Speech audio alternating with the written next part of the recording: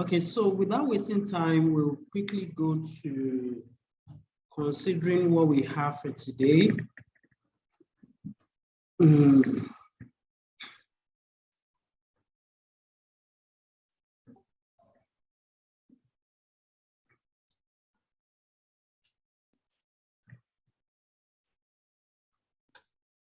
right, so putting this in perspective, we'll be looking at something very common in financial reporting, but however common it might be or simple it might appear, I'm sure you have one or two things to learn from it. So we'll be looking at accounting adjustments entries. Oftentimes in financial reporting, there might be one reason or the other that could warrant making adjustments. And by that, I mean that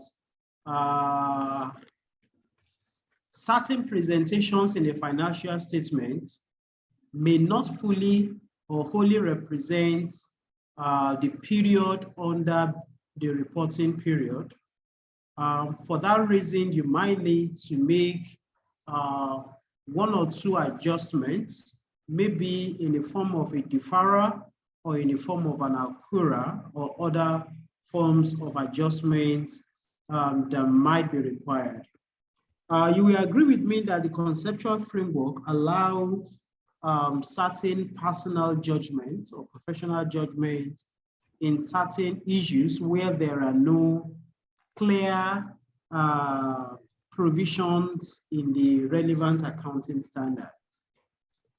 And a few of those areas relate to accounting estimates or where we have to make one or two changes to ensure that the accounts being presented fully represents or fairly represents the period or performance in the period being reported.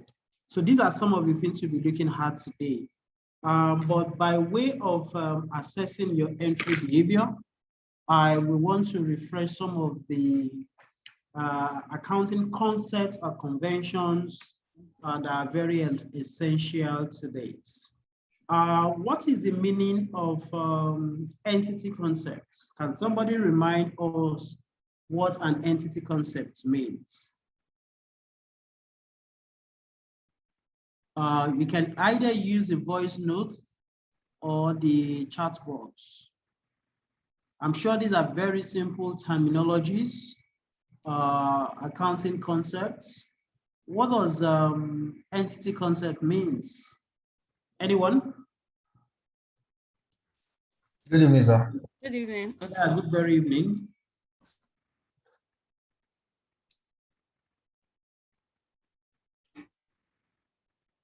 Go ahead.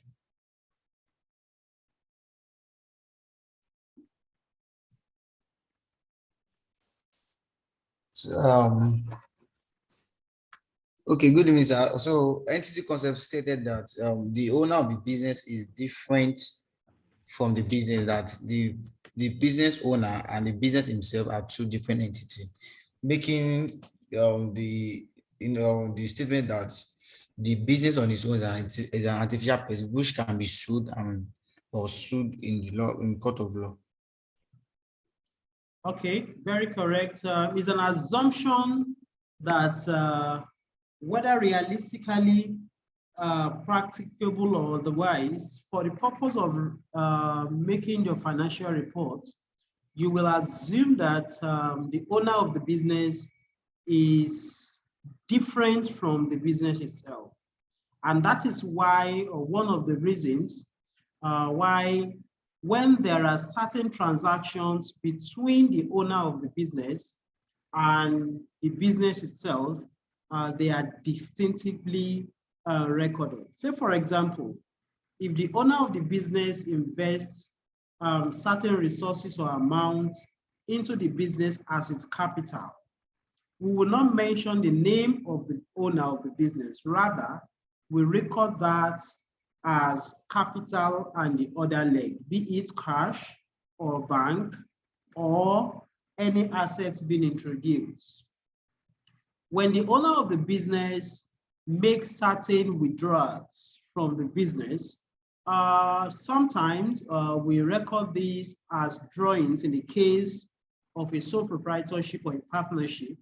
But most of the time in practice, we just simply report these under a ledger called director's current account, right? So funds introduced or resources introduced into the business, other than for capital purpose and long-term purpose, are usually reported in the director's current account. This ledger actually monitors what the owners has brought in additionally into the business and what they have taken out in one form or the other from the business, right? So that is what the entity concept talks about. We are trying to use this in arriving at a reasonable position for the full takeoff of this topic. Let me ask the next question. What does a matching concept mean?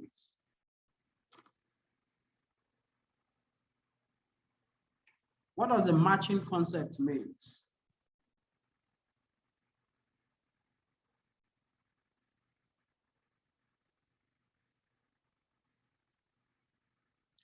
Anyone?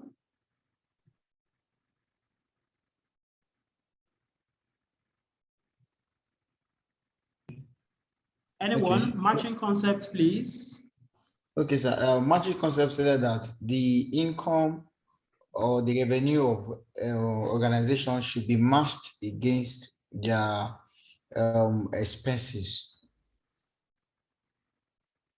Okay, that is also an assumption that every financial report prepared by any accountant adopt in saying that when you have a revenue earned in a particular period and the cost to that revenue must be reported alongside that of the revenue. How can these be distinctively differentiated from offsetting? How can these be differentiated from offsetting?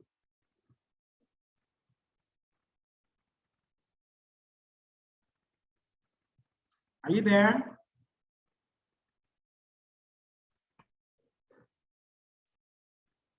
Okay. Khadija, there is noise from your background, please. How can these be differentiated from entity, from, what do I call it now? Is there still noise? Offsetting. Good evening. Yeah, good evening. Good evening. In offsetting, when you match the revenue with the cost, you only have a single line item, while in the other one, which is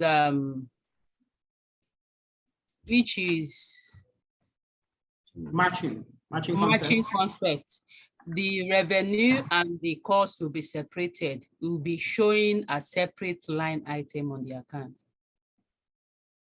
What is the position of IAS 1 with regards to offsetting?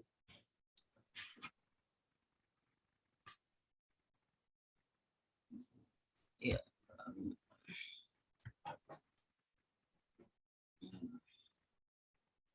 What is the position of IAS 1 with regards to offsetting?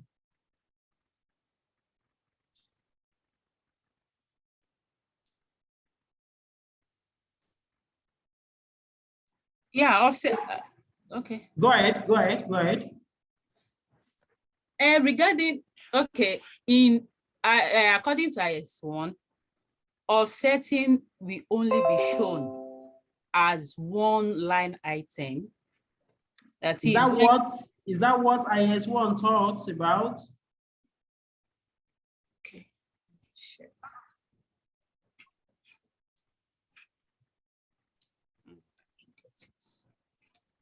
Okay.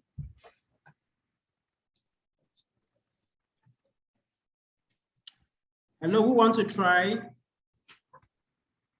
Or maybe I should just allow Esther to complete her points. Esther, So let me complete the try. point you're trying to, yeah, just allow Esther complete the point she's trying to make.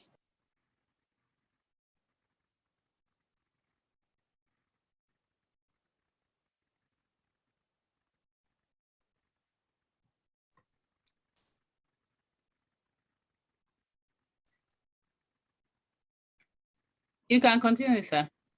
I'm trying to. Okay, the next person. Okay, so I want to give it a trial. So IAS1 talks about preparation and presentation of financial statements. So in recognizing revenue and expenditures under IAS1, you don't actually offset, but you follow the principle of matching concepts now. That's in compliance with IAS1 and preparation of financial statements.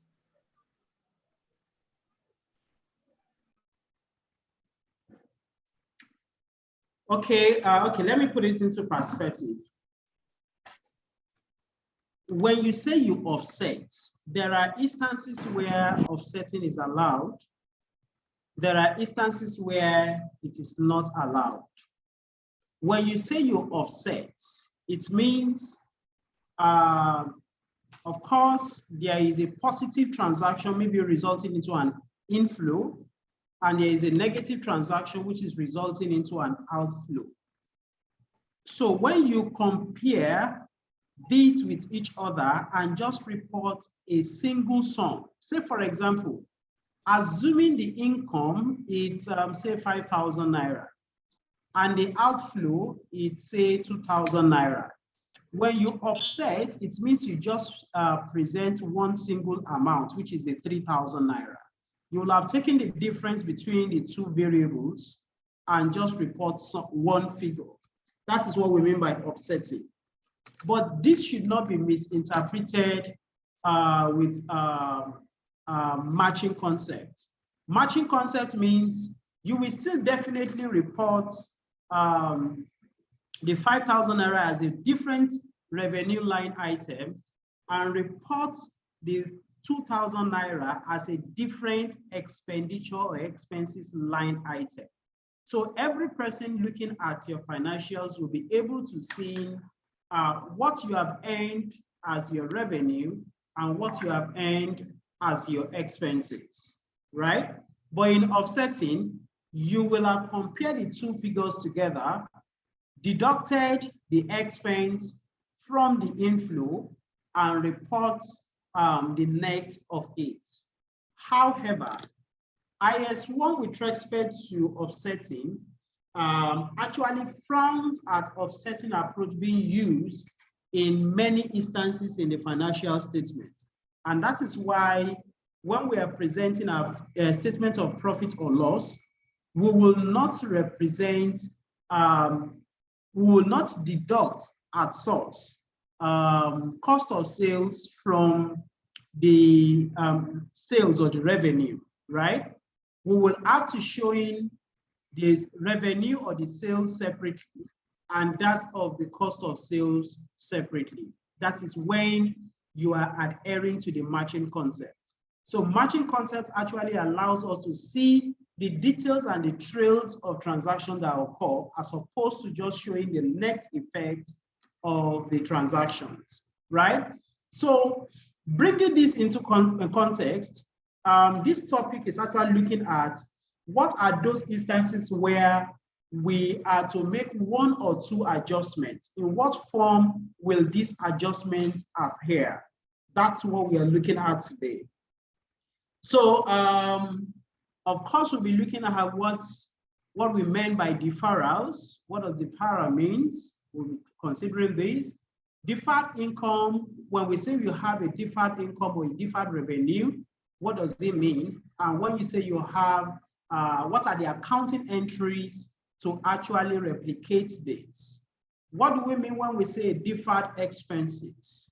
And what are the various accounting entries to actually justify this or make these entries? Then we'll look at working with accruals. Accrual is also one of an accounting issue that could give rise to adjustments, right? So how do you effect the adjusting entries in respect of an accrued revenue? How do you effect the adjusting entries with respect to an accrued expenses? And what other forms of adjustment do we have? We have those with respect to depreciations, bad debt provisioning, and the like. So we'll be looking at all of that today, right? So, but just by way of also assessing what you have known about this before now, what is the meaning of deferral within the context of deferred revenue?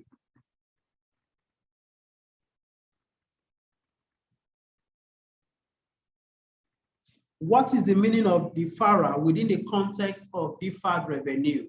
When we say we have reported a deferred revenue of XYZ, what does it mean?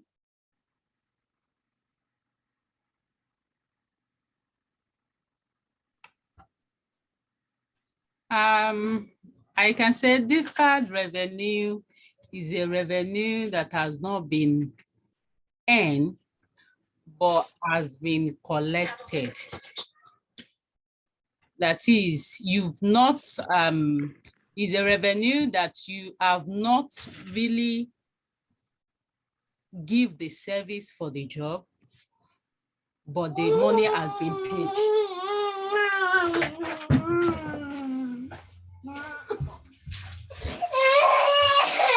What do you do to this lady? All right, thank you, Elizabeth. Who else wants to make contribution? She's actually making a very valid point. Any other contributions?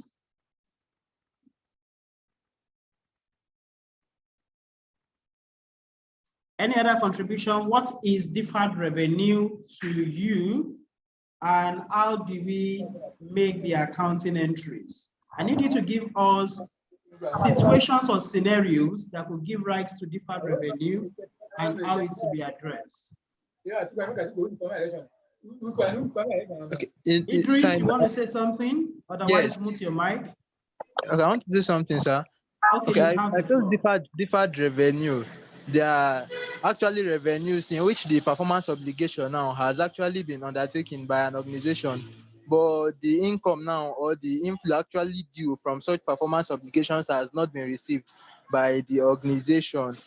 I don't know if that's correct, sir. Sorry, I didn't get that very well. Okay, I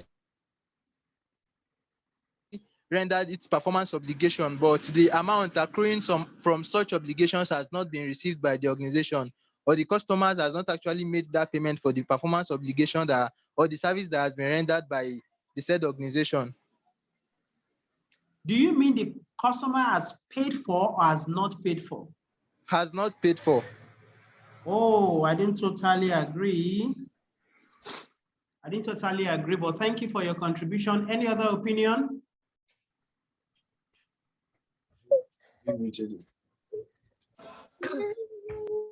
Deferred revenue is an advance payment. It's more like just.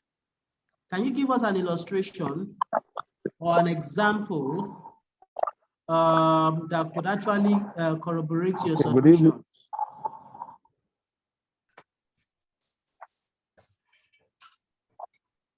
For example, good evening, sir. Yeah, Akitayo, just 1 minute. Let's finish the example just to confirm our opinion. I'll come back to you shortly. Oh yeah, Khadija, quickly make that fast. Okay, as I said, an advance payment. So an example would be for like a service that you rendered and they've paid for the service in advance. Okay. Okay, so Akitayo, you have the floor. Okay.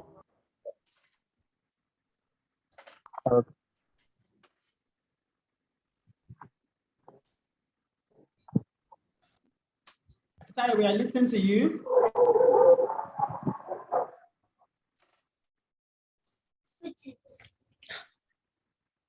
Akitayo, are you still there?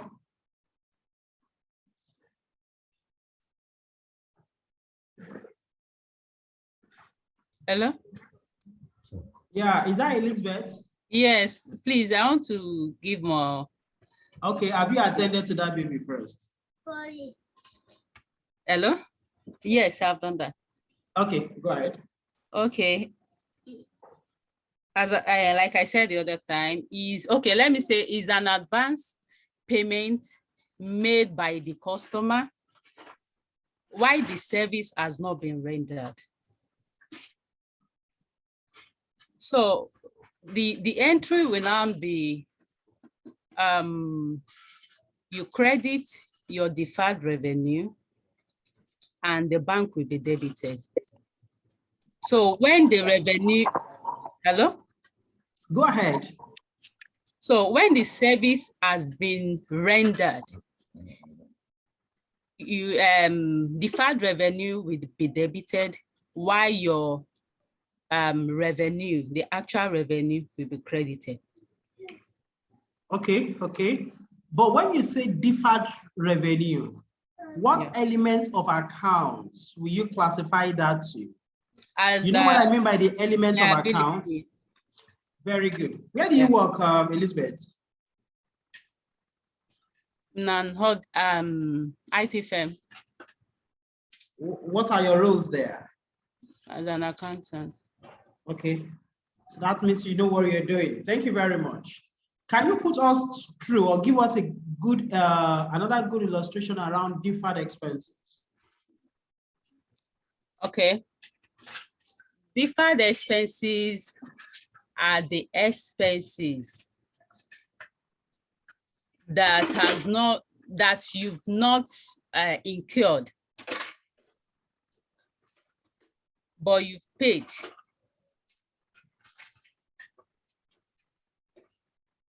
Hello? Okay.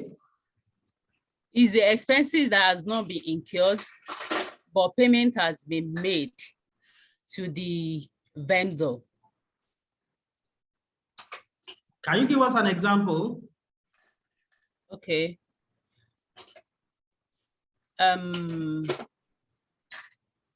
It will be like, okay, it will be, that means you debit your current assets, that is prepayment, and credit your bank. Then when the expenses is incurred, you credit your prepayment, then you debit the expenses. Okay, that's a very good one. That's a very good one. Okay, so these are all the areas we'll be looking at today. We will not just stop at clarifying what actually qualifies as a deferred revenue or deferred expenses, but we could also look at what are the events or scenario that give rise to an expense being deferred or a revenue being deferred, right? So I hope you will enjoy it as we go on.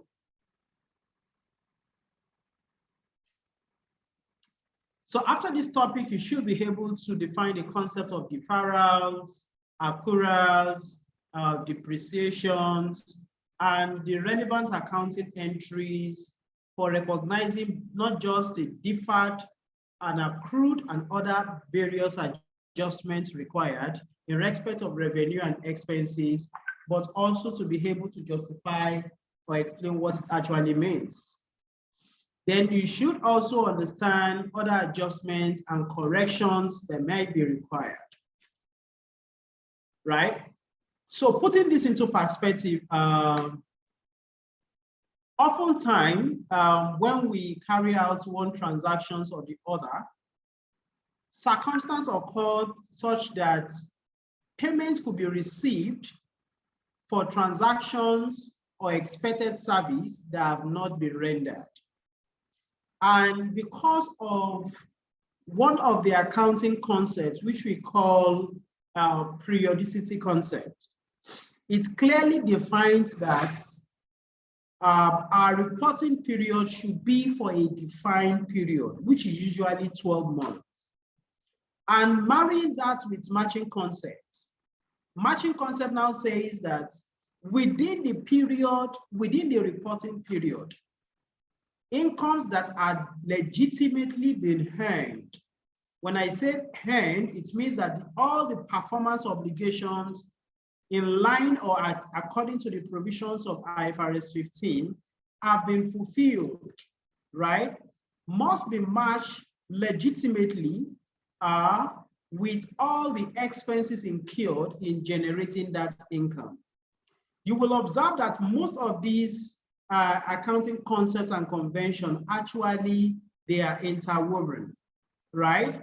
And they should be objectively applied in financial reporting with an objective of presenting or coming up with a financial report that is fairly presented. So for us to be able to do that, we need to recognize the cutoff period of various transactions. When I mean the cutoff period of various transactions, in your reporting of your revenue and your expenses, you will or you should actually ensure that revenue that relates to the reporting period is duly and accurately recorded. But that which relates to the period before the reporting period or period after reporting period must be done away with. But in doing that, we should not just do that unprofessionally. We do that with what we call the various adjustments. So let me give you an instance. I actually run a professional accounting firm, assuming that I'm actually undergoing or rendering an audit service to a client, and the audit began in, say, September, and my reporting period is January to December. If, say, the fee for the audit service is 5 million naira, what this deferral is talking about is that how much of that income has been earned as at the end of December. If I have completed all the audit exercise within January to December, despite the fact that I started sometimes in September, if as at December I have fully discharged all of my obligations, whether the income has been paid or not, I have earned that income, right? But assuming that the performance obligations, in this case, the audit exercise, has not been fully completed, assuming I've just been able to complete, let's say, 60% of the service, and the amount has been paid, right? I will definitely not have to recognize all the income for that period, right? The income that will be recognized will be to the extent of the performance obligations that have been fulfilled. Is that noted? So what we are saying in essence is pay attention to your reporting period, pay attention to the matching concept, pay attention to the periodicity concept, right? And only recognize revenue in this case in respect of the period whose performance obligations has been fulfilled. Maybe in our subsequent training mentorship program, our calendar, we will look at what and what as most of these major standards outline for consideration before you can say a performance obligations has been fulfilled or otherwise, right? But what we need at the moment is recognize that whether the income has been paid or otherwise, you should only recognize as income that which relates to the period the reporting period. Everything relating to period after the reporting period should not be recognized. Deferred income or deferred revenue, as the case may be, usually occur where clients has prepaid for the service, right? Or client has prepaid for the supplies to be made. You have recognized the payment or the receipt, as the case may be, by debiting your bank or your cash, as the case may be. and you are to credit what? In knowing or identifying what to credit, you then have to ascertain, to what extent have I fulfilled my performance obligation? If I have fulfilled my performance obligation to the tune or to the extent of the total amount paid, then the concept of the deferral or deferred revenue will not come to play. But if I have not fulfilled my expected or agreed performance obligation to the extent of the amount already received, then I will have to split I will have to split the amount received between what portion of the service have I completed the performance obligation. I will estimate the portion of that total revenue, total amount received, to recognizing what should be qualified as my revenue or sales for the period. Then the portion of the revenue, of the receipt that relates to the period or portion of the expected service that have not fulfilled the performance obligation will then be deferred, right? So we need to be very careful in ensuring that the right thing is done in accounting for this. What are the disadvantages in period when deferred income should be recognized and has not been recognized? Of course, it is not again saying that in that scenario you will have misinformed the intended users of the financial statement. Secondly, you will also have exposed the company to paying more than necessary taxes that should actually be accrued for that very period. That, if that's been a few among other reasons that could be as disadvantage of recognizing income that should have been deferred in the current reporting period. Do anybody have any suggestion or contribution to other disadvantages of recognizing income in a period when it was not actually legitimately earned? Any person?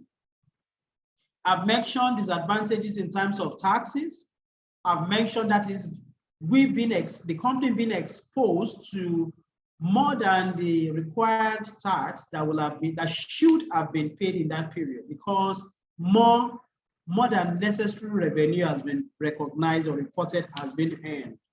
Then I've also made mention of instances whereby the intended users of the financial statement could have been misinformed, particularly where the purpose of their use of the financial statement has things to do with amount of revenue the company has earned in the period. What other disadvantage do you think will come with not recognizing deferred revenue or deferred income where you ordinarily should have recognized it? Any contributions?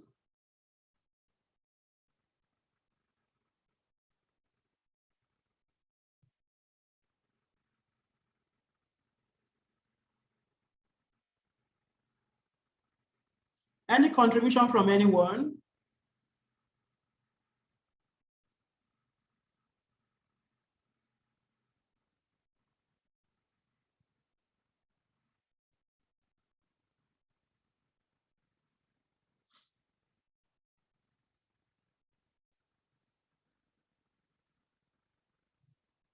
Any contribution? Okay. All right, so that being said, we then need to recognize or explain the other twin of it, deferred expenses. Deferred expenses, somebody is saying something? Okay, somebody just said recognizing too much revenue when, too much as revenue when you should have recognized less could actually mislead the company. Okay, thank you. Thank you. So before we explain the concept of deferred expenses, how should these accounting entries in respect of deferred revenue be recognized? 1 minute, please.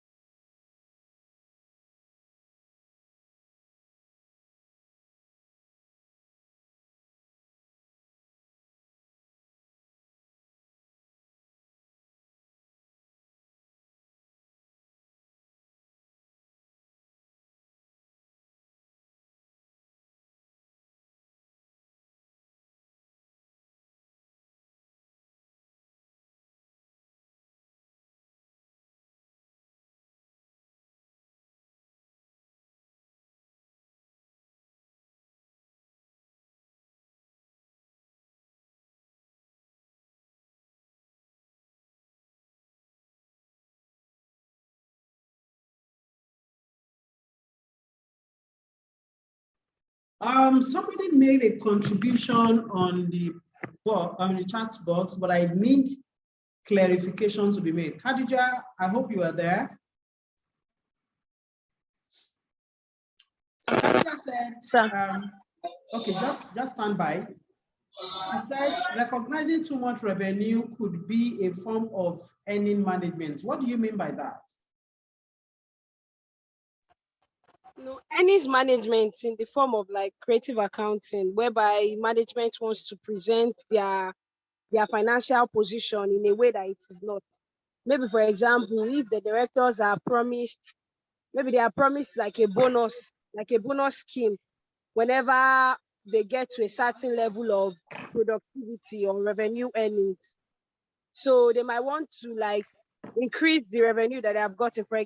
For example, try to like sell goods that they know that maybe the buyer, the customer is not buying yet. They now sell it to them, record it as like well, how will I put this? Okay, record it in form of selling and the person will pay later. And at the end of the day, after the end of the accounting period, return it back in form of like they don't want the goods again or they got it at the wrong period. I don't know if you understand what I'm saying. I do, but such acts should not be encouraged as accountants. I believe we are having accountants in the house. Yes, right? yes, I know that. I was just saying that kind of increase in revenue might be a form of that. That's what I was saying. Okay, thank you very much. Emeka, you want to say something? I could see your hand up.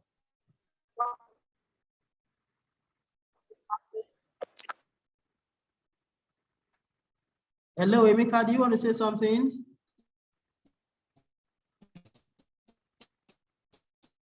Yes.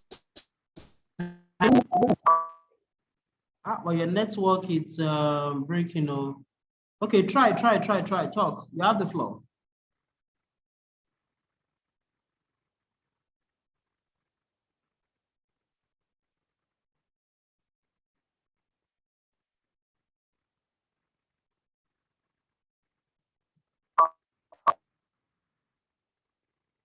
Yes.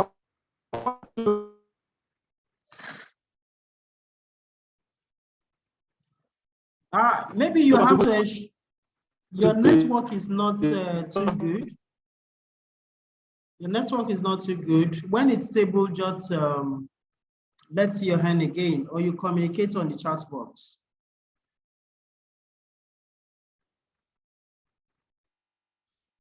So it is virtually very important for us to understand what the matching concepts seek to achieve, particularly with respect to these deferrals, right? One will have violated this principle if revenue relating to a particular period or, other than the reporting period are recognized in the reporting period, or that of the expenses relating to a particular period other than the reporting period is being recognized in that very period. The position and the performance of the company would have been misrepresented. So one of the values that I would expect everyone on this platform should go with is to ensure that we don't window dress our accounts, which actually represent the accounts or present the accounts how they should be ordinarily presented. So all these are just an explanation of that. All right. Adjustments are classified into 3 categories. Deferrals and prepayments is one. Accrual is the other. Then other adjustments as we see as we go on.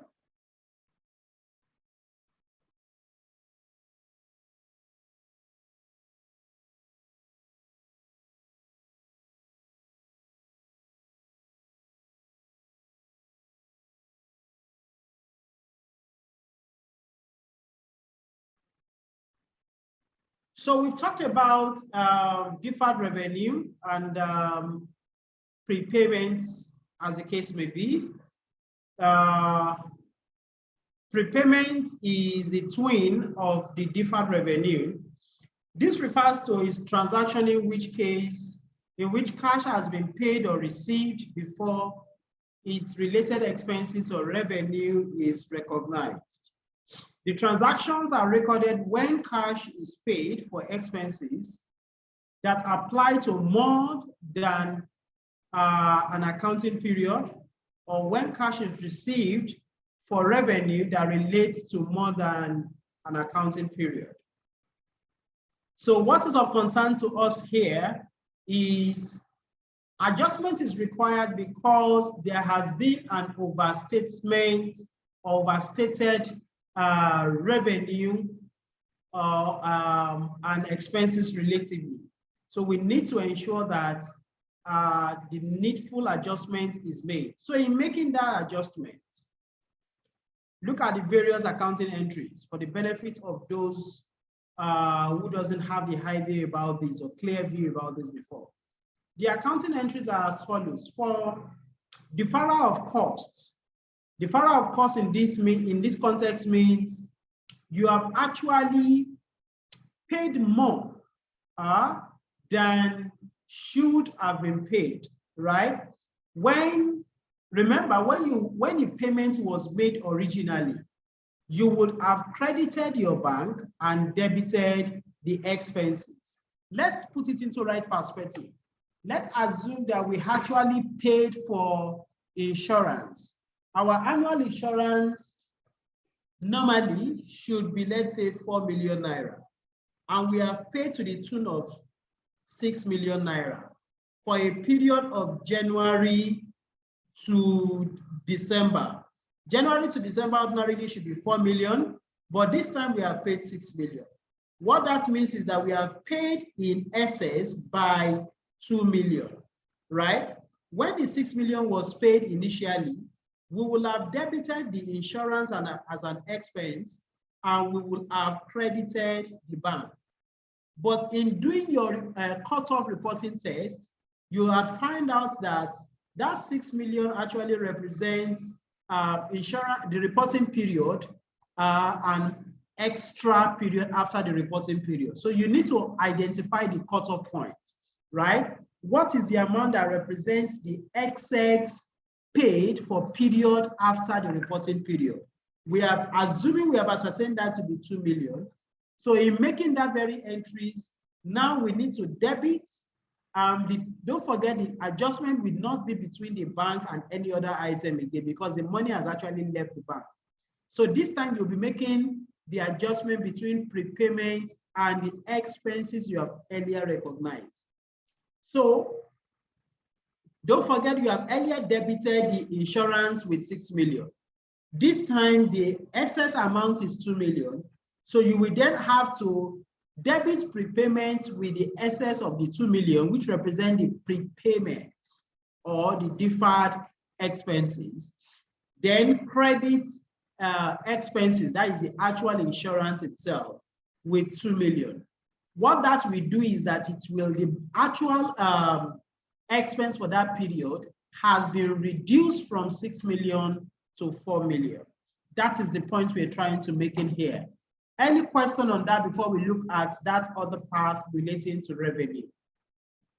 Any question? I want to believe that everybody understands that. If not, please ask questions.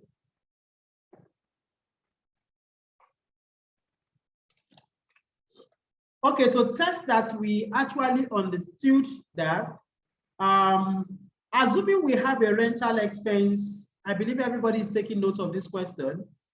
Assuming we have a rental expense of 15 million paid for 15 months period. Paid for 15 months period. Can somebody let us know how to pass the entry, recognizing the payment when it was made, and how to effect the adjustment to recognize that it is only the reporting period that have been adequately expensed? Who is contributing? Who is answering this question?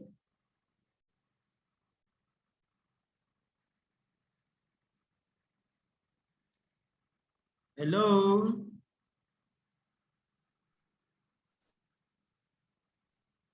It appears everybody is tired. Should we just end the class? No. Good evening. Hello? Yeah, go ahead. Okay. I just want to try. Okay. 50 million is paid, right? Yeah. Okay. The bank will be credited with 15 million, while our prepayment account will be debited by 15 million. Why what? Prepayment, I mean rental account, that is the prepayment account, will be debited. No, by, don't confuse us. So, okay. We just want to hear you very well so that we don't misunderstand what you have said. Okay, you said we've taken that the bank will be credited with 15 million. 15 Yeah. million. What is the ledger that will be debited?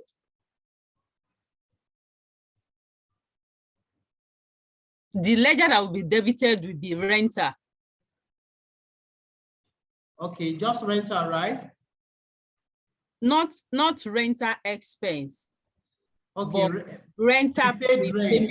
You prepaid rent, yeah. Okay, 15 million. Okay, so after that, what else? Then on a monthly basis, it will be for simplicity, let's just assume 12 months. Okay, 12 months. So renter expense, rent will now be debited, while the prepaid rent will be credited with how 12 much? million, with 12 million. That is for a year. Okay. That's a good one. Though there is another approach to it, but that's a very good try. The other approach to it is to debit the rent expense from the very beginning and credit the bank. And at the end of the reporting period, you recognize that 3 million will have been in excess of the current period. So you can then credit the rent expense with the 3 million and debit the prepaid rent with the 3 million. That's a good try. Thank you very much. Thank you very much. Let's look at another one again. What could also have given rise to this form of adjustment? You had wanted to pay, your reporting period is January to December. So you had paid the salary in December for the staff, but unfortunately, you should have paid 25 million, right? But erroneously, you had credited, you have paid 35 million instead of 25 million. But the actual salary cost is 25 million. How do you recognize this? First of all, does this qualify as this kind of adjustment we can make in form of prepayment, or you can make it in the form of deferred expense? How do you make this adjustment? Any trier? Adia, you want to try? The Damilolas, you want to try?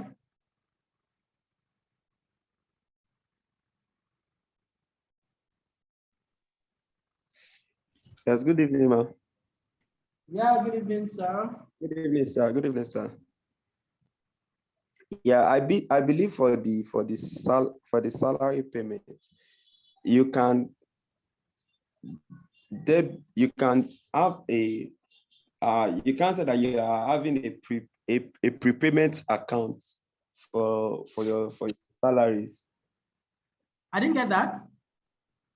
I said, I don't know how possible it is you can have a prepayment for your salary account, but to deal with that, that's like you have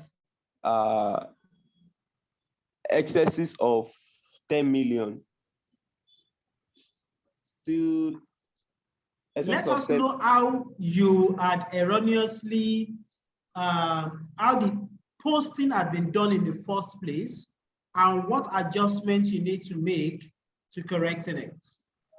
Sorry, please. The reporting period is December. When was the staff salary paid? The reporting period is January to December. Okay. So what we want, we'll be making the correct postings from January, right? But in December, we had wanted to pay 25, but erroneously, or maybe intentionally also, we had paid 35, right? How will that be? What sort of adjustment will be required? I haven't taken cognizance of what's the right postings for what has been done initially.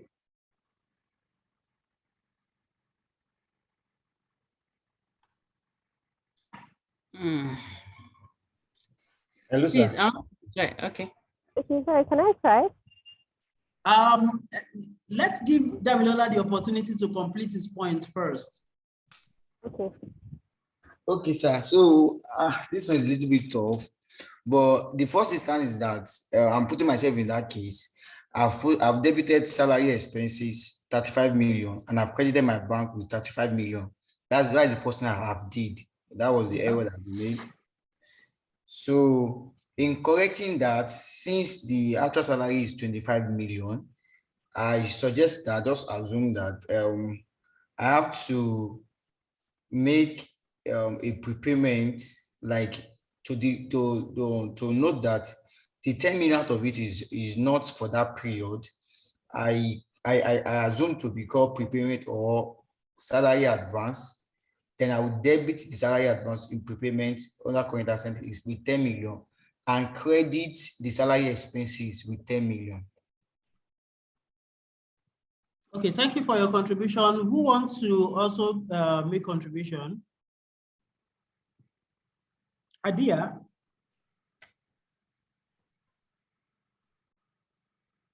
Adia, are you still there? Yes, I'm here. Okay. Sorry, I took long. Yes. Okay. I think I'm going to go with that. What Dami said.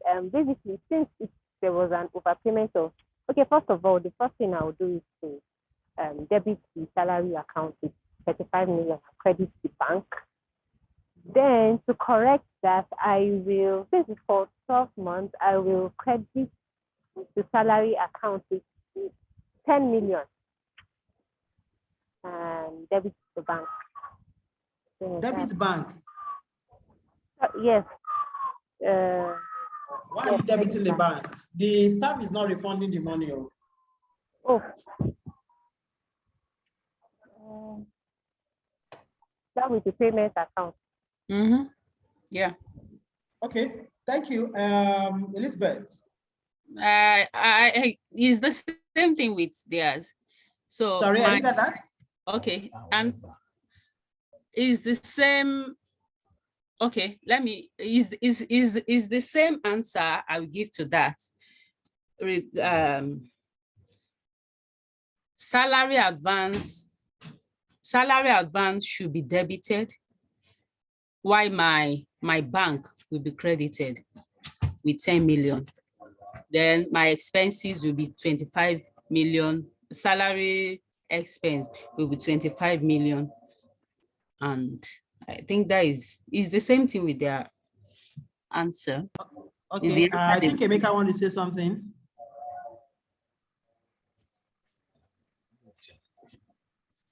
Emeka, are you there?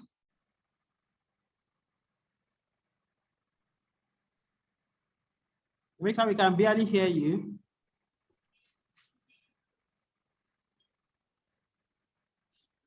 Okay, so putting this in perspective, you've all tried But what will determine the name you will call the correcting journal? The first entry, first of all, is note dispute. The bank has actually given out 35 million, right? Then the corresponding entry comes to staff costs, 35 million. But in doing your own review, you then find out that, oh, we had actually overpaid by 10 million.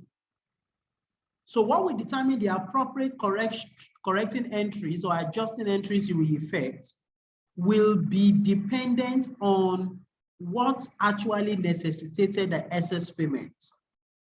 Because that excess payment could actually have been because a particular staff requested for loan, right? So if, say, it is because of loan, then you will have, we will take cognizance of the fact that that 35 million is not actually totally representing staff costs for that period. So we need to take the SS out. In taking the SS out, you will credit the staff cost and debit the loan, staff loan receivable, right? Let's look at it on the other way around, that, oh, it's actually an error. If it's an error, and we all know that it's an integrity issue for whoever that have taken that credit, not to have raised the alarm. So we could conclude, or the management could conclude by saying, okay, every staff who have been overpaid will then make the refunds. So you could then have report it in the likes of, say, salary advance. In that way, you're still crediting this staff costs in this instance and debiting the salary advance as the case may be. Or sometimes your net payable could be debited such that what has always or initially been a liability account will then be reclassified into assets. But I just need you to get two facts. When these kind of excess payments are made, you don't just by default reclassify them into anything.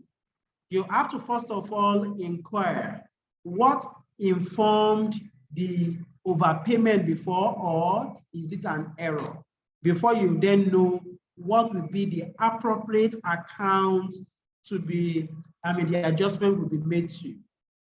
Secondly, for those who are using a reporting, accounting software, right, who on the setup of the software, the appropriate ledger has been created initially.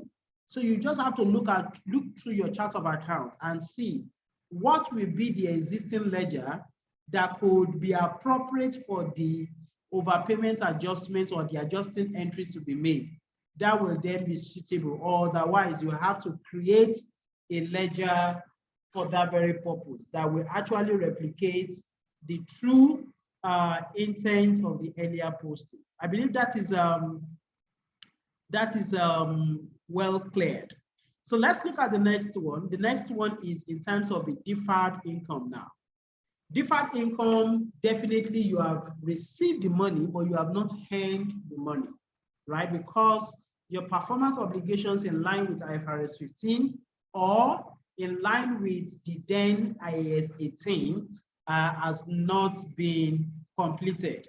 So while IFRS 15 is talking about the fulfillment of the performance obligation, IAS 18 then talks about confirmation that the risk and reward has been transferred to the customer, right?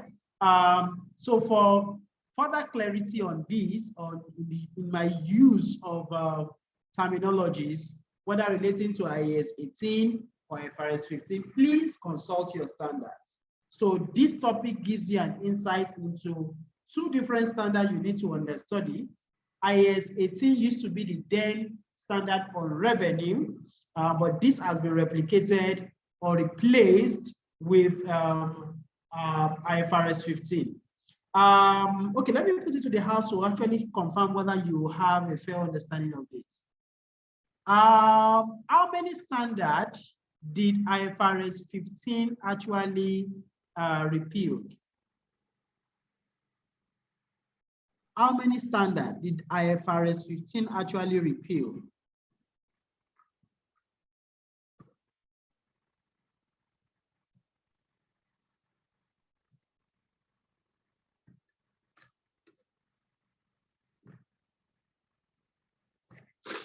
Is it with respect to revenue, sir?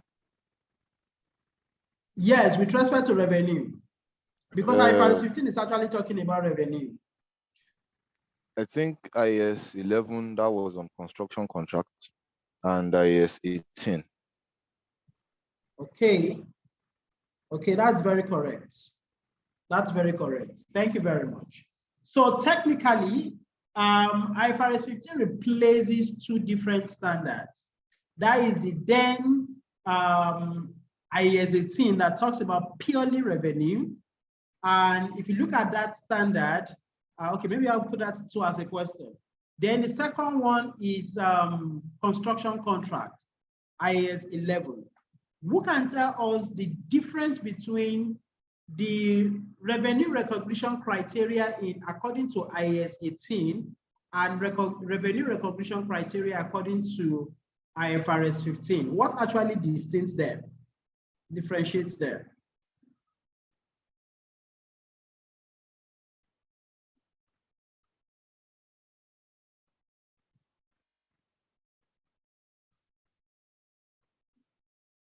Anyone?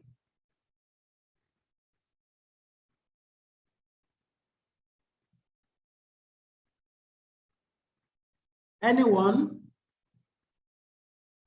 You people, you are not talking to Elizabeth.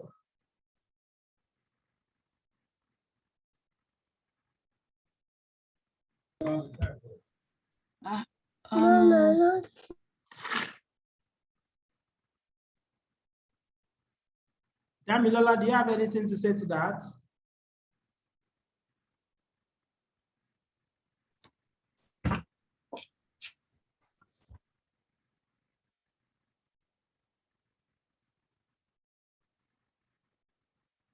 Okay, Khadija, do you have anything you want to say?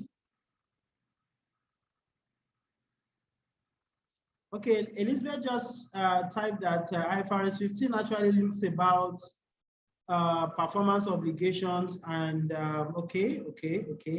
Can you tell us a little more about the 5 steps of revenue recognition model according to IFRS 15?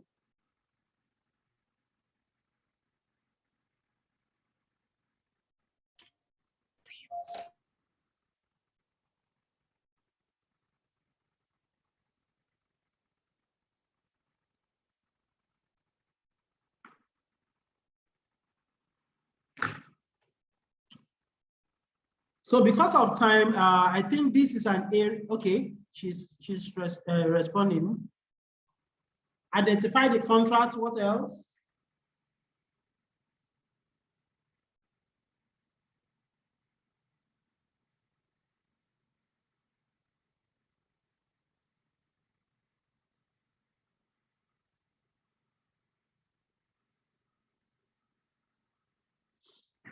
Okay, because of time, I will just encourage you guys to go through the standard again, right?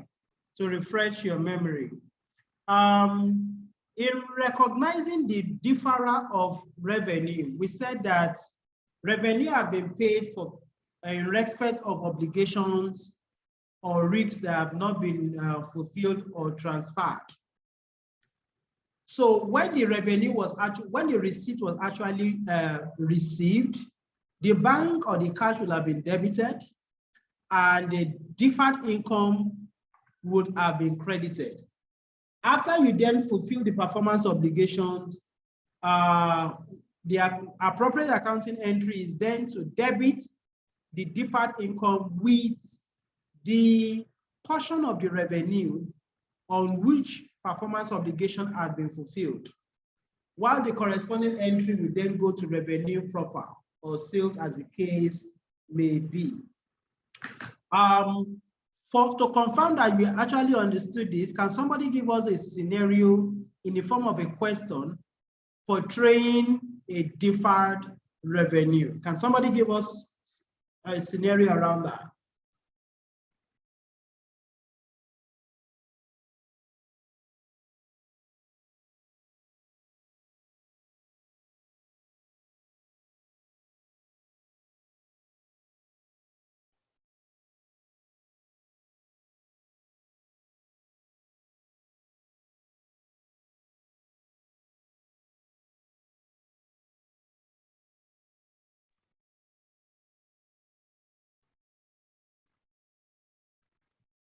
Who is giving us updates on this request? Abdulhab, you want to contribute?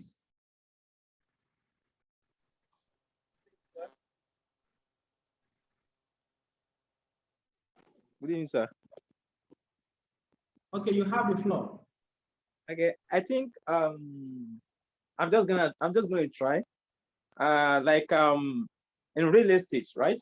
So when a client they actually paid money, and the real estate which is the real estate owner, we do the job, we build the house, right?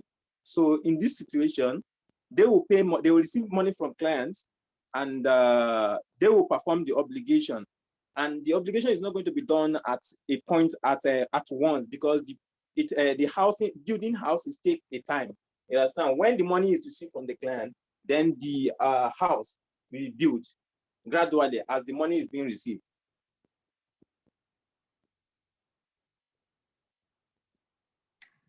Okay, that's a good one. That's a good one. That's a good one to actually portray that. Another one is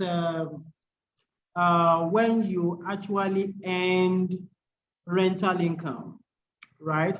When you earn a rental income, the very first time the rental income was paid, you will have to defer it by crediting the deferred revenue or deferred rental income and debiting your bank. So as the rental income is then earned, you will then be adjusting from the rental income deferral to the actual rental income itself. Khadija, do you want to say something? Sir. You have the floor. Okay, I just want to, it's more like a question and a scenario together. Okay. For example, a company that sells, like, let's just put an example of a car that sells cars, but they sell like custom-made cars. And the instruction is that if a customer wants to buy from them, they would have to pay at least, I think, 40% in advance. Then when they are ready to collect the car, when the car is done, as for like maybe 3 weeks, 4 weeks, after a month, when they're about to receive the car, they paid already 60%. So that 40% that they collected from the beginning is an example of deferred revenue, Abby. Sorry, can you take the scenario again? Okay. For example, a company that makes cars, like they build custom-made cars, like Rolls-Royce, for example. Okay. So they only make the car when you request for it. That means you place your order, pay like 40% in advance. Then after the order has been made, like they have made the car, that's put through, and they let you know that your car is ready, you pay the remaining 60%. Is the 40% a deferred revenue? Okay, so who can answer that?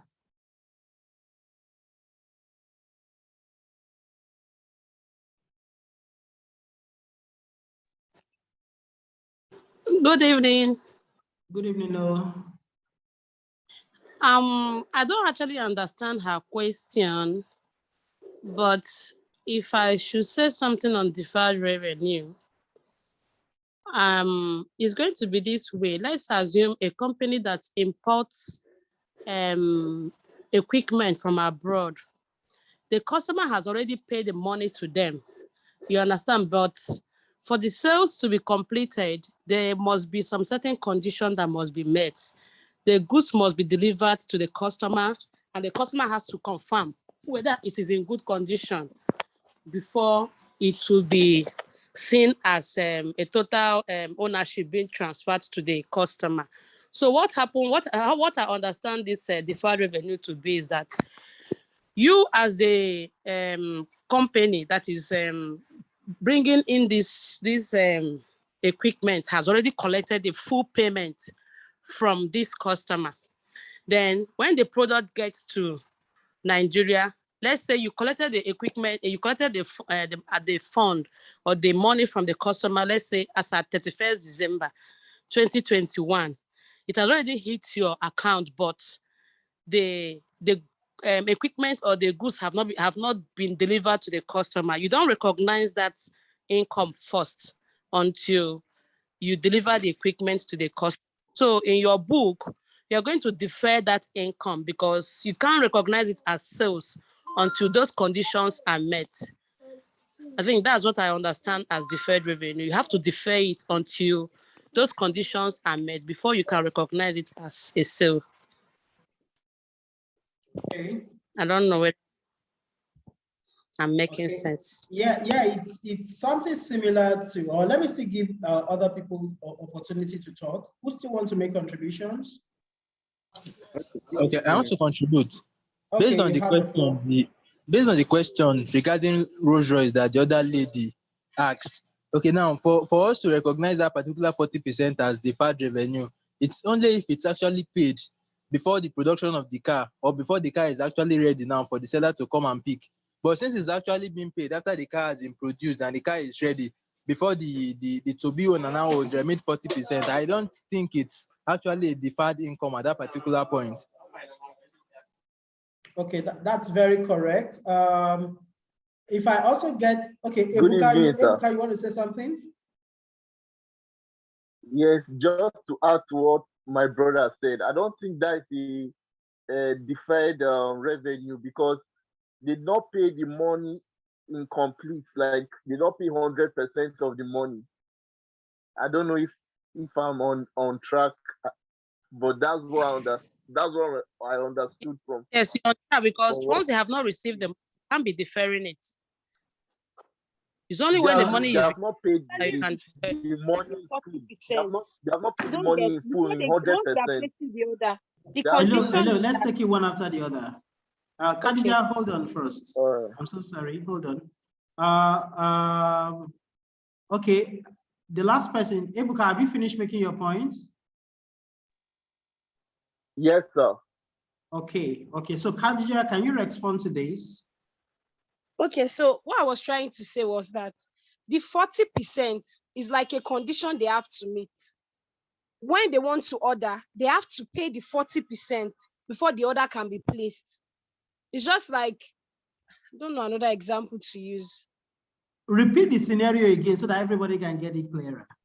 Okay, so you are trying to order a car, but it's a custom-made car, which is the reason why you have to pay the 40% before placing, like while placing the order, before they start making that particular car for you, is because, for example, if the person that wants to purchase the car doesn't have the money to purchase the car anymore, and they have already wasted like their money and time to produce the car, they are not in a loss because they won't refund that 40% they initially paid. So my initial question, the scenario was, the condition that has to be met before you can order the car is that since it's custom made, you have to pay 40% of the price for the car, that's the cost for the car, before they start making the car for you. And once they are done with the production of the car, then you pay the 60% and receive your car.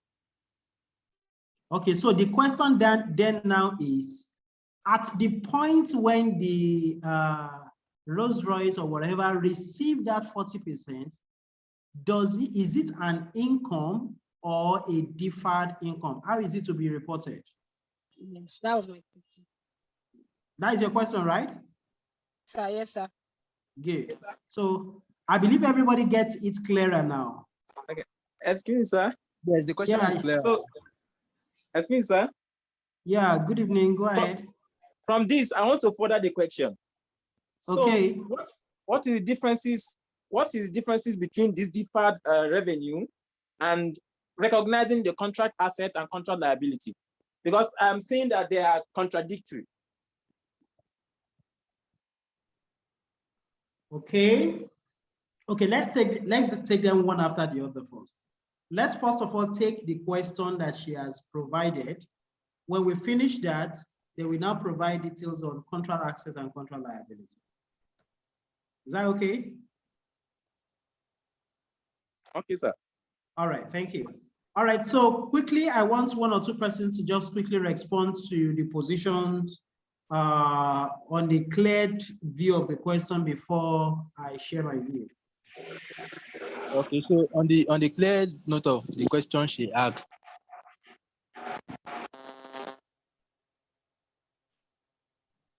now that particular 40%. Hello. Yeah, go ahead. Okay, the particular 40% now that the company receives on order of that particular vehicle is deferred income, so or deferred revenue. So on recognition of that, the organization would debit their bank and credit their deferred revenue account. So on completion, when the other 60% is now paid, so they can now debit the deferred income account and credit the income account itself now. Then the remaining 60%, they will just debit their bank and credit the income account directly. Okay, yeah, I think that is correct. Yes. I think that is correct because of time, so that we don't waste time on this alone. I quite appreciate the contribution and intention to contribute by every person. The line of thoughts in deciding whether that thing or that income actually meets definition within the context of deferral or otherwise will be guided by what is the applicable standard. So if it were before 2018, when we were still using IAS 18, right? Then we will be able to define whether it's a deferred income or not within the context of that standard. What that standard recognizes as having earned is where you have transferred the risk and reward. So since the car has not been made in the first place, it means the ownership of the car has not been transferred. So of course, the revenue have not been earned. If you look at it within the context of IFRS 15, right? The performance obligations were very clear. Produce or make a car for me and deliver it to me, right? So it is very clear that as at that stage, when the 40% was paid, it is just a commitment. The performance obligation has not been fulfilled on the side of the producer. So all this being said, it then means that that 40% actually qualified to be recognized as a deferred income until when the performance obligation to the extent of the proportion of payments made will then be regarded as a revenue. I believe that is well understood by everybody. Now, in answering Abu Wahab's question, contract assets, contract liability. Can anybody share his or her thoughts to that before I share my view?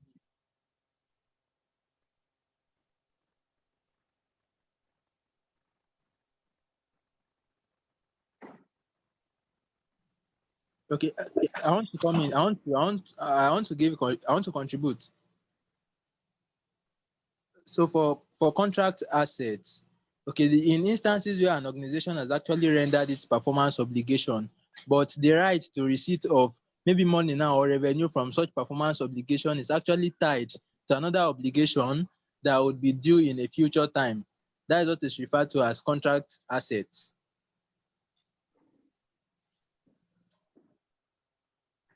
Sorry, I didn't get you very well. Little distractions. I said for contract assets, when an organization has actually rendered a performance obligation, but the right to receipt of money or revenue arising from such performance obligation are actually tied to some future occurrences, not due to passage of time, but some, okay, let's say for example now, let's say an entity now that it's into, let's say, production. Now, if that particular entity is contracted to actually produce some goods, but upon production, the money that will not actually be paid until maybe when the client now or the customer receives such produced goods and tests them and it's actually up to the standard required before the payment will be made for such goods. In that kind of instance now, when such goods are actually produced, they will be recorded as contract assets. That's very correct. Why it is a contract liability to the other party? Abi? For contract liability now, on the other part, if an entity has actually received money for some performance obligation to be actually carried out in the future, that is what refers to as contract liability. When the money is received, it's recorded as contract liability pending the time that the performance obligation would actually be delivered by the organization. Yeah, but also on the other person's side, in the instance you cited, there is a commitment already which the other party is obligated to fulfill. It can also be likely to be a contract liability.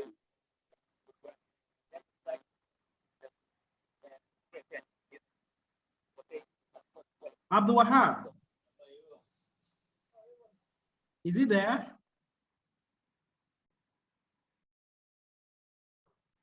Abdul Wahab, are you there? Sir, I'm here.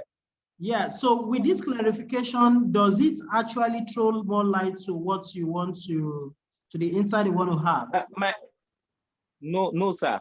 What I actually want is that I want to know the differences between this deferred revenue and the contract asset and contract liability, because I'm thinking that they're actually related. Yeah. A contract assets, as the case may be, you could say, looking at the scenario she had cited, there is a commitment already. But until all the parties fulfill their obligations, right? Before you will then be able to decide when is the actual underlying revenue actually earned. Do you understand? Okay. You could have a contract assets, right?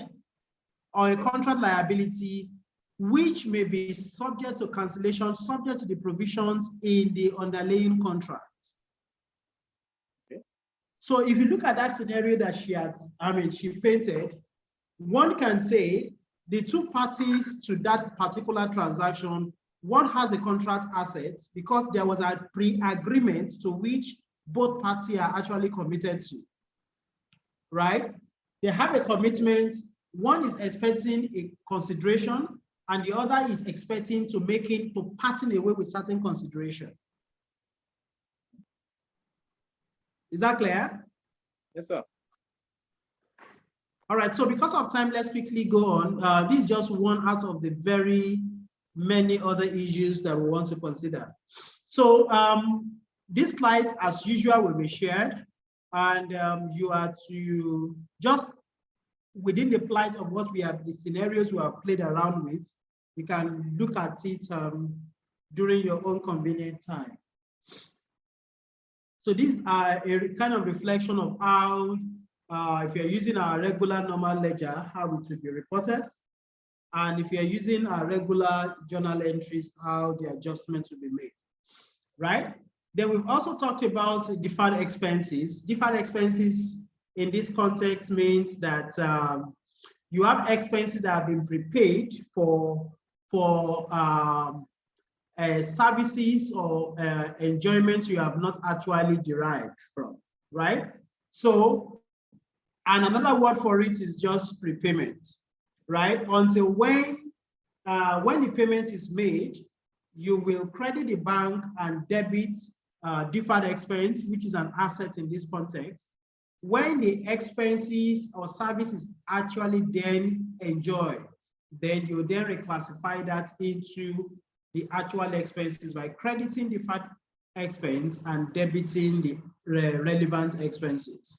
We have also painted scenarios around this, which you can work around much more later on. Next one is accruals. There are three main methods of accounting for transactions, which include the accrual basis, the cash basis, or breakup basis. When should we use accrual basis, or would we use accrual basis for? When should we use cash basis, or whom do we use this for? And when do we use a breakup basis, or whom do we use this for? Because of time, accrual basis is usually peculiar with the private sector. And this simply means that provided a revenue or an expense relate to a particular period, even if it had not been, payment has not been received, because that revenue or expenses relate to certain period, it should be recognized in that same period. That is the accrual basis. Say, for example, I have worked for a particular, certain employees have worked for me, but have not paid their salaries in that very period. That does not mean that because I have not paid for that salary as an expense, I should not recognize the expense in that period. I will recognize it and still accrue for it, meaning that yet that expense relates to the period, but it is yet to be paid for. So that could occur with respect to expenses, and it could occur with respect to income. I could have fulfilled all my performance obligations and have earned the income, but the income has not been monetized in my cash or bank account, as the case may be. So this accrual concept is usually peculiar with the private sector. Cash basis, before the introduction of IPSAS, it's usually used in the government sector, in the public sector. So that means that expenses or income are only earned or reported when the actual cash are either paid or received. That's what I mean by the cash basis. So while Akura is talking about whether we have received the cash or not, we will report it in the appropriate period. Cash basis is talking about whether we have, we will only report it when we actually receive the cash or we receive, we make the payments.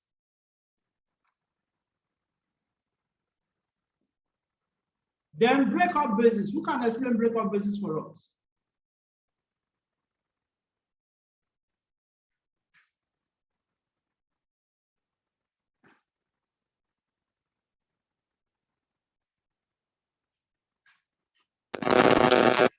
Sir. You have the floor. Okay, let me just try. Breakup basis is more like, I won't say opposite, but like the other, let me just put opposite of going concern basis. Breakup basis is usually used when, for example, the company is probably not going to go on up to like foreseeable future. That's for like 12 months. So they are advised to prepare their accounts in breakup basis, like for the month that the I don't know. I know you have the idea. What that is actually speaking to is when a company wants to cease operation, we have to use a breakup basis for it, meaning it is no longer a going concern. Breakup basis means you're actually closing all the books, disposing all the assets, or exchanging it for any other thing. So it is mostly used during where two or more companies are amalgamating. So they want to lose their previous individual identity and take up a new identity. Or when a company is absorbing another one, the absorbed company's account before the absorption will be prepared on a breakup basis. And the other scenario is where it is visible that the going concern of a company is actually threatened, then it then means that breakup basis could be used. But in a nutshell, it means that that company is about to technically or directly cease operation. That's when you use a breakup basis. So this is the story around that. We can take our time to read it. How do we accrue for transactions? When there is an accrued income, how do you make the adjustment? When there is accrued expenses, how do you make the adjustment? When you say accrued income, is it an asset or liability?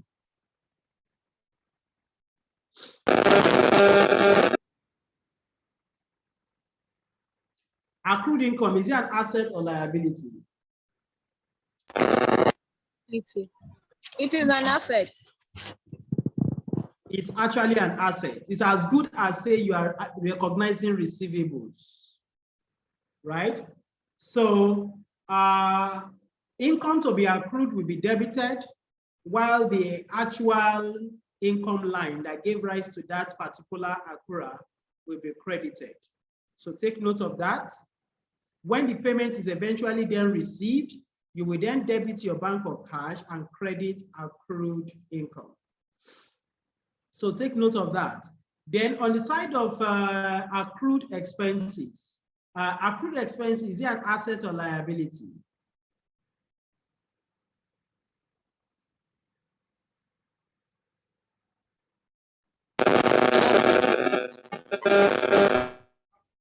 Accrued expenses, is it an asset or liability? Liability. Liability. It's a liability, just the opposite of the accrued income. So I will share all of this with you. You can go through them. It's just the similar scenarios around what we have played before. Because time is not really on our side, we need to quickly wrap up. So having explained all that, before we go into the other adjustments, any question? We have 2 to 5 minutes for questions. Any question? Good evening, sir.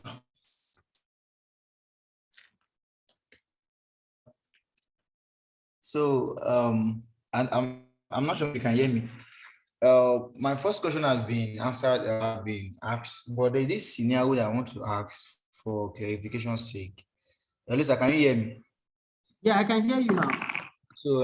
So there's this question I want to ask for clarification's sake. At the point when we started the class, I was mixing up contract liability and asset with the deferred payment, but your last explanation was making it clear, so I understood that now. But regarding the deferred payment and deferred income, so there is this argument of maybe not argument, but maybe in the office we are trying to explain that.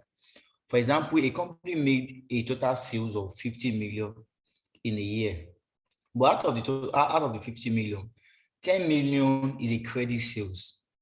They have received money for it. So on preparing the FX, there's now an opinion that how much should we disclose in their profit or loss account that they make at sales? So is it the whole 50 million they make on that accounting year, or because of tax purpose, we should disclose 40 million? Because I was making the opinion that if you disclose 50 million, there is another leg of 10 million stating that they have what is it called? An amount to receive from outside, which is a credit outside from now that will reflect in their balance sheet. So, but I was told that if you declare 50 million in their P&L and they are paying income tax, company income tax on 50 million, that means that they are paying higher tax than what they should pay. So I was trying to understand, but since you started this lesson, I just want to ask and seek clarity regarding that, sir. Yeah, that is the confusion or a state of dilemma that most business actually fall to. When legitimately you have made sales or rendered services, but these services or sales were actually on credit, right? And you know that if you report everything, a taxman does not want to know whether the sales were on credit or not, right? But I want to draw your attention to paragraph 128 of the IFRS 15.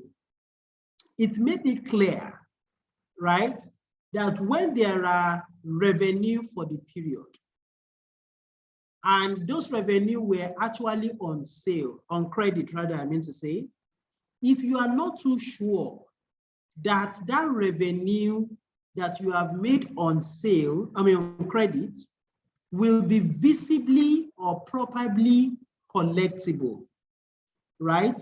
The standard actually give us an option that portion of the credit sales that it is not probable that will be collected anytime soon should be deferred, right? So if you then defer it, any period that you have then collected the money, you will then recognize the income, right? The position of the standard is very clear on that. So if you are doing that, it's not actually window dressing, But you need to be very objective and make sure that that very approach you are using is only because it is not probable that that credit transactions or sales will be recovered. Because the moment you report everything and it is not likely that the revenue will be recovered, the taxman does not want to listen to that. You'll be coerced to making your eventual tax payment as the case may be. So, but you need to look at the context. Why are we actually differing? A lot of organizations may decide to differ because they just want to minimize their tax exposure. That is very unprofessional. But what the standard says is that appraise and reappraise those who are owing that sum. If it is not probable that you will be able to collect it, differ, because that is actually in consonance with the provisions of that standard. Take your time to read through IFRS 15 very well. There is a proviso there. But if it is probable that you will collect it and it is visible at least in the within the next 6 months, of course, you can report it before the tax obligation arrives. The money will have been collected and you can eventually discharge your tax obligations. Does that answer your question, please?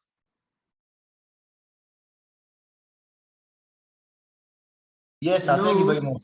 Very clear, okay. Sir. Okay. So whenever we are in a state of confusion like this, don't just take any position without having a substantive document to actually rest your submission to. So my opinion for opting for deferral, having fulfilled all the conditions in the standard, is because I can trace that my decision to a particular document. So other adjustments that may be required is with respect to depreciations, when you want to account for the wear and tear of an asset that have been used up in the cost of generating an income in a particular period. If you don't do that, if you don't accrue for the portion of that asset that have been used up in the course of your discharge of your work, then it means you are violating the provisions. I mean, you are violating the matching concepts. Then bad debt and irrecoverable debt too. This could also be related to the last question that he had, because there are instances that where you have, what do we call it now, financial assets. IFRS 9 speaks to financial instruments. Instances where you can then legitimately impair portions of those financial assets where legitimately they are to be subject to impairment, right? And all of that is in the context of actually bringing out a financial statement that is fairly and reasonably prepared. Then we talk about allowance for doubtful debts. That qualifies as a provision. What is the standard on provision, please? Yes. What is the standard on provisions? IS 37.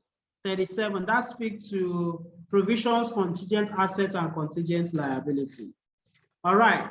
Then irrecoverable debt, of course, you must have done everything possible before you assert that certain debts are irrecoverable. Allowance for discounts on trade receivable, it's also very much within the context of various adjustments we are to make. So what we are saying in a nutshell is this, that when you want to accrue for depreciation, what are the relevant accounting entries? Of course, you will, after you must have calculated your depreciation, you are required to debiting the depreciation expense and crediting the what? Accumulated depreciation. Then I think in our last class, we also talked about instances where an asset has been revalued and you've recognized the revaluation surplus in the OCI, and that portion of that asset is then subject to to depreciation. How do we address that? For more clarification on that, please see our last, see the video of the last class.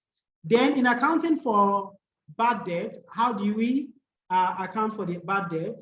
and the portion of the debts that have been bad will be debited as an expenses, while the corresponding entry will pass against the financial instrument or assets that became bad, which in most cases will be the receivable. Allowance for the doubtful debt is in the same context. You are recognizing a provision as an expense. Corresponding entry is passed against that asset, which in most cases is a receivable that have been provided for as being doubtful.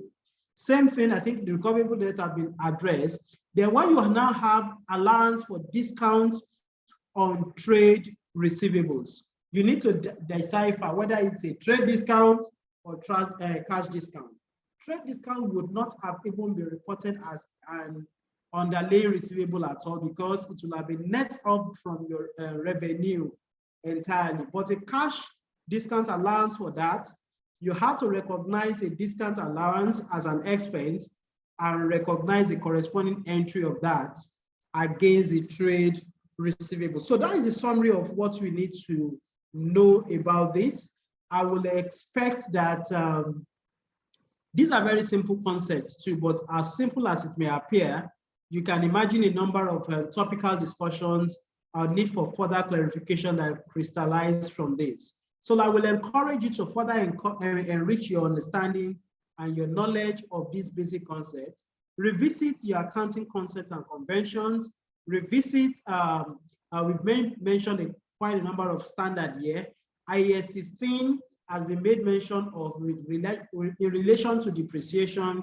In relation to revenue, we made mention of IAS 18 and then IFRS 15. Pick up these standards and revise them. Also, technically, we made mention of IFRS 9. IFRS 9 is a very, very broad standard, but it is not something you have to shy away from. You need to know when it is applicable and how we have to use the relevant provisions of the standard. Then the various exceptions in the standard too. When will those exceptions could be applicable? Then we've also made mention of reference to IAS 37, which talks about allowance, contingent and provisions, contingent liability, and contingent assets. So before we call it a day, because of time, it's almost 8 o'clock now. Any question on what we have discussed thus far, or any other area you prefer clarifications? Otherwise, we call it a day.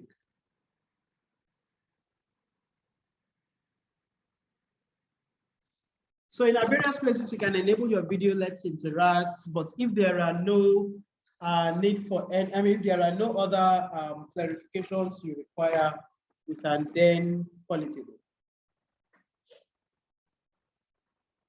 Enable your video if your place is light up and if you are comfortable to doing so. And ask your questions where necessary. Oh, that is the Abdul Wahab. Well done, sir. All right, any question?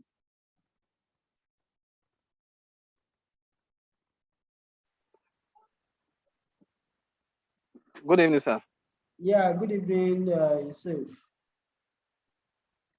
I don't have a question for now, but I still on that a week before last lecture is yet to be shared. I'm sure it has been shared. Payroll. What topic now? Payroll, right? Yes, payroll, sir. Payroll accounting. Yes. Right? Okay. It has been Yes, shared. sir. Okay, just as we had now, let me share it immediately. Okay. Let me just Thank you, do sir. that. Yeah. I'll just reshare it now. Okay. Thank you, sir. Any other question, please?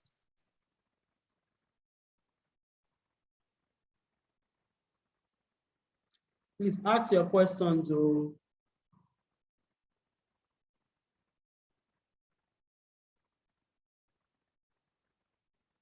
Okay, if there are no questions, I hope I want to hear feedback from you. To what extent has all this training we've been doing impacts on your knowledge and your work. Can you share with us? We want to get this feedback so that we can know how to further re-energize our doings, and possibly what areas of correct suggestions in terms of improving these services to you.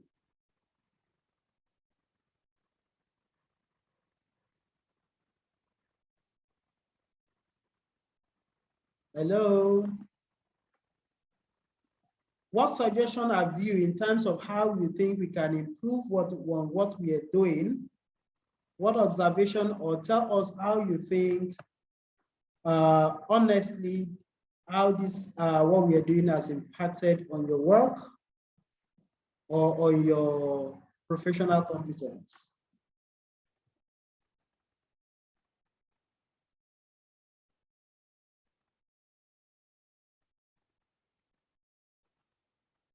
Anyone?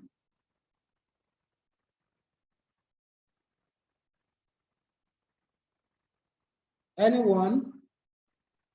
Okay, good evening. Good evening, Noah. Yes, sir. So the training has really impacted me, like is like I refreshed my memory, because most of these things we are learning now is actually what we've learned before. But for me, I've forgotten a lot. But with the training, I'm able to refresh my memory and learn new things. But I think we need more of practical questions. Okay. Yeah. Yeah. Thank you so much. Yes, sir. Yeah, but honestly, because of the limited time that we have, one of the better ways how we can make this very practical is, after we have dished out the content, I'm expecting that various people will share the various ways that those topics has impacted on their work, where they've been confused and they need clarifications, or other areas that they have in the course of their engagement with clients. So the only way we can make it practical is not just to gather like this and be talking, but for various people to share in various ways or areas that they have encountered what we have talked about, and what they did in those scenarios. And I think a lot of people have been engaging us rightly in this respect too. I know a number of times that people have shared various practical scenarios on the WhatsApp group, and various people have contributed. On most occasions, I have also shared my personal view on them. So I think what we could do continuously, and to also help each other, is to continue to further this engagement or discussion even after this particular session. But trust me, even in our regular university and ICANN days, not all the practical scenarios can be deliberated upon in the class. But your observation is well noted. Thank you, Elizabeth. All right, any other person? Good evening, sir. Yeah, okay, Damilola, good evening. Evening, sir. So I really want to start my contribution by saying thank you for this kind of opportunity. You know, okay, let me share this experience first. After starting this training, there's one thing that you said that you always make me look that there's a very huge gap on what I need to improve on. You know, you always say that don't just do something as an accountant, know the reason why you are doing it. So that point has been a point where I'm working on, like, if I'm doing anything, I should be able to have a standard, or understand the reason why I'm doing it from any point of view in accounting aspect. So I really want to share the one of the way the trade have impacted me. There was a day I have opportunity for an opening, and I have to go there. I think the weekend before that interview was when we discussed IAS 16 and some standard. You know, it's one part of what I read for my preparation for the interview. But the impact of the class and maybe the previous classes actually give me an insight in answering that question in that regard. And it was relating to investment property and so and so. And I think we discussed that just a weekend before I went for that. So that's been awesome. I've been enjoying myself, and the knowledge has been good. So we thank you and pray that the firm will go more bigger. Thank you. Amen. Thank you so much. I'm glad to hear that. Thank you. So any other person, contribution, suggestion, and how we have actually impacted on your life and career? We have 1 or 2 more minutes before we wrap it all up.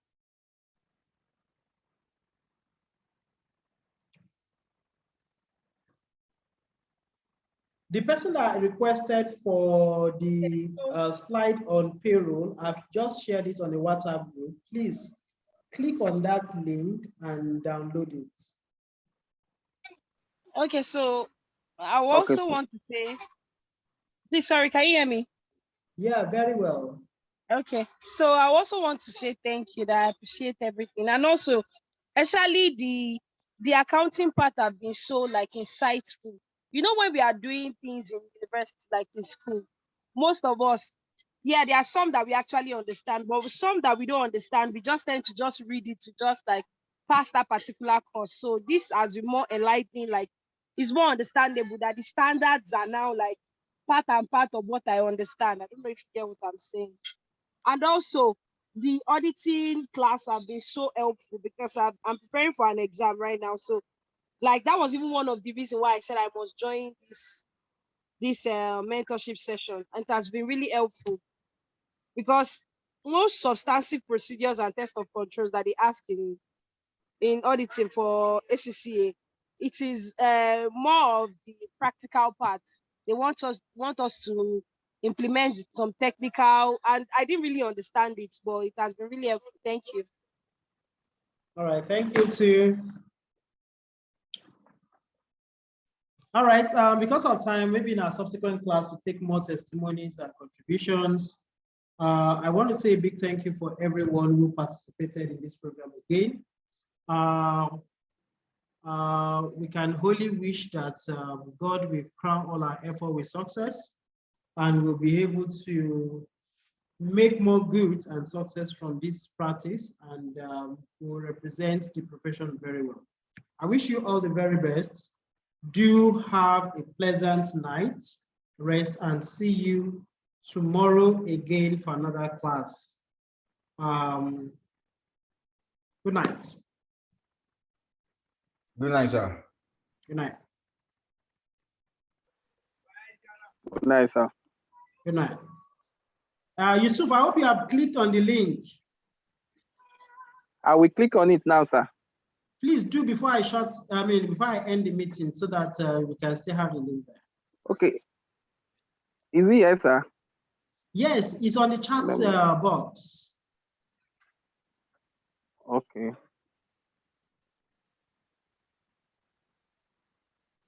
Let me know as soon as you click on it.